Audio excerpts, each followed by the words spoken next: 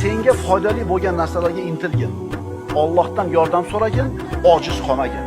Undoq qilganimda unday bo'lardi, bundoq qilganimda bunday bo'lardi demagin. Balki bu bo'lgandan keyin shu ish. Bu Allohning taqdiri, Alloh o'zini xohlaganini qildi deb qo'ygan. Bo'ldi, qalbing xotirjam. Bo'ldi, qalbing xotirjam. Alloh bandasiga taqdir qilgan narsa banda uchun yaxshilikdir. U taqdir sizning nazaringizda yaxshiga o'xshayaptimi, yomonga o'xshayaptimi farqi yo'q.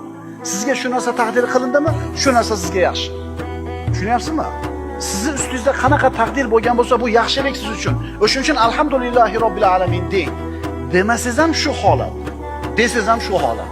Alloh senga taqdir qilgan narsa, birodar, albatta yaxshilik bo'ladi. Shunday bo'ldimi? Demak, shunda bitta yaxshilik bor. Yillar o'tgandan keyin ko'rasan, o'shunga uylanmaganing to'g'ri bo'lgan ekan. Tahqiq Alloh azza va jalla bir mo'min bandaga musibatni taqdir qiladi.